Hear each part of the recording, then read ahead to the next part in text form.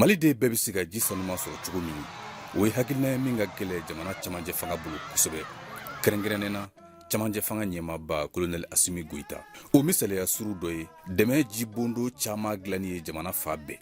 o hukumu kɔnɔ Mali gouvernement ka tɛmɛ ministiriso min ɲɛsin bɛ ji ani kuranko ma ani ministiriso min ɲɛsin bɛ sɔrɔ ni musakakow ma olu bɛ wuli ka jɔ caman na ka Mali ka jiko ɲɛnabɔli cakɛda dɛmɛ ni o ye SOMAGEP SA ye a kɛmɛ ka fɛɛrɛ teliman minnu ta ji sanuma dilanni na Mali de bɛɛ ye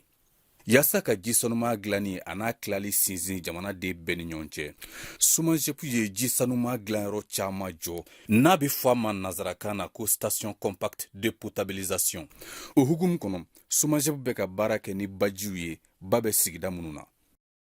bada ninnu na station compacte de caman dilanna o station ninnu ye min ye pour que ka se ka ji traité fɛn baji ka se k'a traité mɔgɔw ka se k'a min bon Kidal fana o fana t'a daminɛna o photo n'o fɛnw bɛɛ bɛ yen parce que Kidal mɔgɔ jugu minnu tun b'an kan o tun ye yɔrɔw bɛɛ tiɲɛ donc segin bɛ kan ka k'olu bɛɛ yɔrɔw de kan pour que ni mɔgɔw bɛ se ka ji ɲɛnama sɔrɔ cogo min na k'a min. I y'a jateminɛ ala ye Mali garijɛgɛ ni baba fila ye n'u b'a fɔ ko kelen u b'o wele an b'a wele bamanankan ko joliba n'u b'a wele ko fleuve Niger ani yɔrɔ dɔ min bɛ Mali tile yan fan fɛ qui est le fleuve Sénégal donc olu fleuve fila n'i y'a jateminɛ dugu caman bɛ Mali la bi a bɛɛ sigira nin babolo de sira fɛ donc an ye min jateminɛ ji min hakɛ ka ca ni ji bɛɛ ye bi min bɛ woyo san o san kalo 12 kɔnɔ o ye nin babaw ye donc SOMAGEP y'a décidé k'i magɛrɛ o baba ninnu na ka jiw bɔ o baw kɔnɔ pour que ka se ka baara caman kɛ pour que maliyɛn bɛɛ bɛ se ka wasa jiko la cogo min na o ji sanuma dilanyɔrɔ minnu labɛnna olu la ba fila bɛ ta bɛ o la ni o ye Mali Sajo sigida ye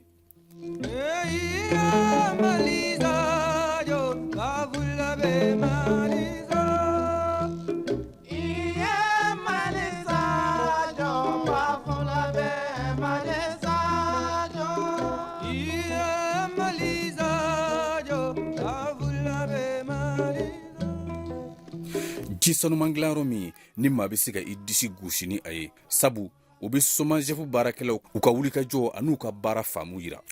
baaraba minnu kɛra yan n'a bɔra génie civil baaraw la ani courant tɛmɛsiraw n'a bɛ fɔ a ma ko ligne électrique nin baara bɛɛ lajɛlen kɛra malidenw fɛ kɛrɛnkɛrɛnnen na SOMAGEP baarakɛlaw min ni o bɛ jamana ka yɛrɛta n'a ka yɛrɛsɔrɔ jira ji sanuma dilanni hukumu kɔnɔna na n'i y'a jateminɛ bi san 3 laban in kɔnɔna la SOMAGEP baarakɛlaw ye station dɔ bɔ Bako Jikɔrɔni ka na dɔ sigi ka t'o sigi Kalabanbugu ani Jikɔrɔni para yɛrɛ kɔnɔ kuru kɔnɔna la yan u ye dɔ fana ta Maɲanbugu ka taa n'o ye Sotiba ka dɔ fana ta Kalabankoro ka t'o sigi Sotiba u ye Kulukorow kɛ u ye Yanfolilaw kɛ u ye baara caman kɛ mais n'i y'a jateminɛ n'a kun dira kɛnɛmamɔgɔw ma a kun bɛ mɛn a wari bɔtaga fana kun bɛ caya donc pour éviter tout ça baliko don komi jamanakuntigi y'a fɔ cogo min na n'a ka minisiri k'an bɛ fɛn o fɛn kɛ an ka inscrit d'abord jamanadenw ka nafa bɛ min na wa min nafa fana bɛ se jamanadenw ma jɔn bɛ se ka jamanadenw dɛmɛ ka tɛmɛ jamanadenw yɛrɛ kan ji caman sɔrɔli ka di maaw ma o bɛ se ka fɔ nka ji caman ɲuman sɔrɔli ka di jamanadenw ma o ye ko wɛrɛ ye o kama SOMAGEP SA ye yɔrɔ dɔ jɔ a bɛ fɔ min ma ko laboratoire moderne sabu u hamina ye jamanadenw ka kɛnɛya ye o yɔrɔba min jɔra ni o ye laboratoire ye maa faamuyalenw ani maa minnu b'u ka baara ɲɛdɔn olu bɛ kɔlɔsili kɛ waati bɛɛ kɛrɛnkɛrɛnnen na yanni ji sanuyali a sanuya waati ani a sanuyalen kɔfɛ lɔgɔkun o lɔgɔkun yɔrɔ min bɛ yen n'a bɛ taa ji ta ka baara kɛ k'a lajɛ ji ka ɲi Mali in kɔnɔ a ka ca ni yɔrɔ 45 ye o ye Bamakɔ kɔnɔna ye o ye Mali yɛrɛ kɔnɔna bɛɛ lajɛlen ji bɛ sɔrɔ yɔrɔ yɔrɔ u bɛ taa ji ta k'a lajɛ n'a bɛ se ka min n'a tɛ se ka min ni problème bɛ yɔrɔ min na u b'a fɔ an ka nin yan yɔrɔ in traité pour que mɔgɔw ka se k'a min donc il faut que maliyɛnw k'u rassurer ji fɛn fɛn bɛ d'u ma k'u k'a min a ji bɛɛ ka ɲi.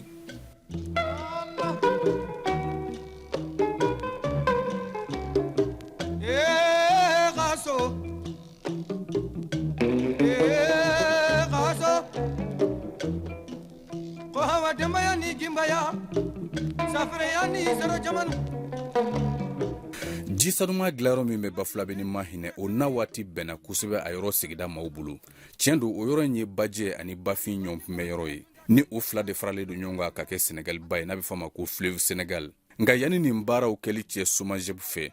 dugu jukɔrɔ ji de tun bɛ di o yɔrɔ sigida maaw ma ka kɛɲɛ ni sigida maaw ka gɛlɛya ye, gɛlɛya min ni a furakun tɛ ɲɛmaaw bolo o waati. Ba fila de bɛ ɲɔgɔn kunbɛn Bafulabe, mais ji saniyalen tɛ sɔrɔ ka min. Mɔgɔw tun bɛ taa ji ta baji la, dɔw b'a traité dɔw t'a traité, donc bɛɛ kɔni b'a dɔn o bɛ se ka bana minnu bila mɔgɔ la. An tun bɛ les sachets manani ninnu u bɛ ji k'a kɔnɔ, bon ji ninnu bɔra min u traité wa a bɛ se ka min wa, an tun b'o situation de kɔnɔ. Mais bi ala ni SOMAGEP ni an ka autorités sababu la an ye ji saniyalen sɔrɔ en quantité et en qualité. Dugu minnu bɛ yen ni sugunɛbilenni carinen don a kɔnɔ Mali jamana kɔnɔna na dugu dɔgɔtɔrɔ circonscription kɔnɔna na an ka district b'o la. O ye seereya de ye jiko gɛlɛya kan en tout cas denmisɛnninw ka fréquentation na ji la ji minnu tɛ ji sanuman ye o ye kɛnɛkan ta ye o ye min bɛ kɛnɛ kan. Ayiwa min bɛ mɔgɔninfinw farikolo kɔnɔna na anw ka baara kɔnɔna na yan nɔ wagatiw kɛra an ye den dɔw sɔrɔ den minnu n'u si min b'u la a man ka to an ye bana minnu wele an ka se k'a y'u la. N'i ye denmisɛnnin san 5 san 6 ni calcul b'a a sugunɛ siraw la yɔrɔ kɔni a ka ca la o sɔrɔli teliman ka teli min fɛ an ka dɔgɔtɔrɔ dɔnni na o ye ji min ye ji min n'a qualité man ɲi. An yɛrɛ obligera ka prestataire dɔw wele k'a f'u ye an b'a fɛ u kana an ka étude kɛ station de pompage pour la ville de Mayina. Olu yɛrɛ ye min f'an ye u tɛ wuli ka b'u nɔ la n'an ma miliyɔn 50 di. O dun y'a sɔrɔ collectivité nalen kura de don miliyɔn 50 a se t'an ye. An tun bɛ sibo la fɛn min na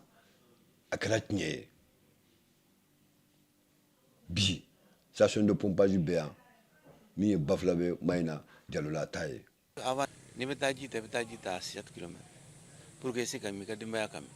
Mɔgɔ bɛ barikɔn bila bidon bila katakatani kɔnɔ ka taa jusqu'à Mayina à 7 km ka taa ji ta o tɛ kɛ bilen. Baara minnu kɛra nin yɔrɔ in na a bɛɛ kɛra jamana yɛrɛ fɛ wa a kɛra nisɔndiya koba ye Bafulabe Mahina ani Jalo Kunda sigida maaw bolo. An bɛ ji min fɔlɔ ani sisan jiw tɛ ka jan ɲɔgɔn na dɛ mais bi vraiment an nisɔndiyalen don an nisɔndiyalen don yɛrɛ de walayi an bɛ SOMAGEP mɔgɔw fo k'u waleɲuman dɔn. Anw tɛ se ka an ka lafiya fɔ ka s'a dan na sabula anw ye degun min kɛ jiko la a kɛra ala ɲana donc SOMAGEP de sera k'o ta ka bɔ anw kan. Sisan an bɛ wagati min na ni y'anw ka ji baji ye i b'a fɔ ko tigadɛgɛ an bɛɛ kun b'o de min a ka di ye a man di ye i b'a min.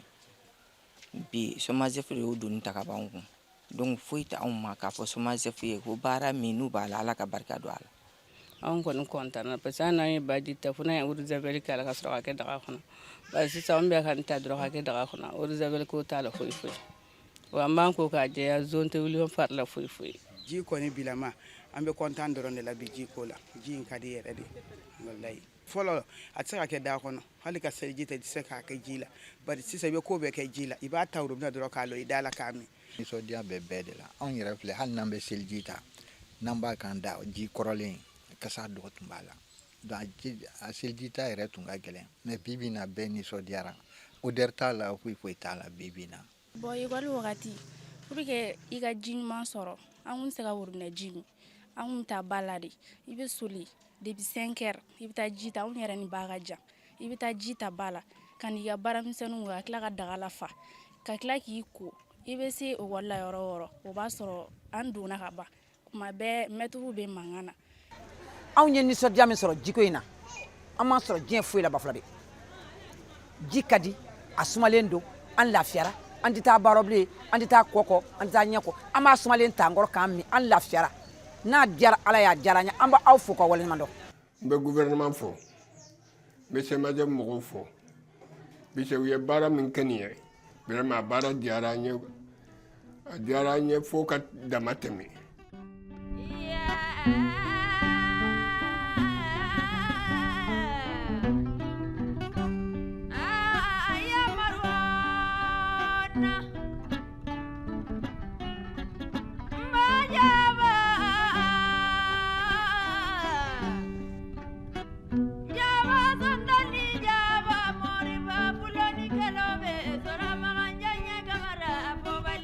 Bafulabe Mahina Sumajepu ye siniɲɛsigi baaraw kɛ yan.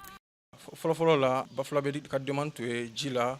wala 300,000 ye mais sisan station kura min jɔlen filɛ nin ye o capacité bɛ taa fo million 2 ani 400,000 na donc e yɛrɛ b'a jateminɛ k'a fɔ ko station in capacité ka bon ka tɛmɛ demande in yɛrɛ kan. Bɛɛ de bɛ jɛ ka taa yɔrɔw la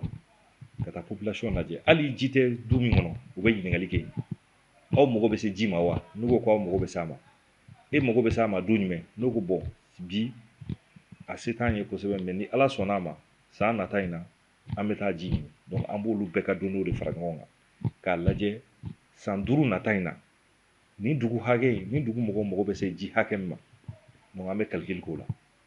Yani jigla izini ba nin joli cɛ Bafulabe ni Mahina baara ba wɛrɛw kɛra ni o ye yɔrɔ minnu mi ji digi ani k'a tila ka dɔ fara olu fanga kan. Nin baaraba minnu kɛlen filɛ nin ye ninnu bɛɛ lajɛlen sɛbɛnnen kun don Somajep SA ka baara telimanw kɔnɔ minnu bolodalen kun don k'a daminɛ san 2021 ka se 2022 ma ni a kuntala jiyana ka se san 2023 ma. Baara minnu hakilina tara ani a yamaruyala Somajep SA ɲɛmayaso fɛ ni o ye a direction générale ye a conseil d'administration ka yamaruya kɔnɔ ka fara Bafulabe ta kan ji sanuman dilanyɔrɔ jɔra Bamako mara kɔnɔ ani dugu dɔw la ni o ye Kulukɔrɔ, Segu ani Yanfolila ye yaasa nin yɔrɔ kofɔlen in sigida maaw bɛ se ka ji sanuman sɔrɔ u yɛrɛ kɔrɔ cogo min. Somajep ka laɲini ye fɛn kelen min ye o jamana kuntigi ni a ka ministre ka laɲini olu ko bi maliyɛn bɛɛ yɔrɔ o yɔrɔ ko ka ji sanuman ɲini ka di maliyɛn bɛɛ lajɛlen ma maliyɛn bɛɛ togoda la o maliyɛn bɛɛ duguba kɔnɔ o a bɛɛ de ye maliyɛn ye donc olu ka hakilinata ye o de donc depuis o don fo bi an bɛ baara la o sira fɛ. An bɛ foli kɛ an bɛ autorités fo autorité de la transition parce que u nalen na u y'a yira de k'a fɔ malidenw de fɔlɔfɔlɔ ye donc an bɛ fɛn o fɛn kɛ i kɛra ministre ye o kɛra bala kɛra fɛn fɛn faut que an ka miiri k'a fɔ ko an bɛ min na yan an t'a la an yɛrɛ ye an b'a la de pour que maliyɛndenw u ka se ka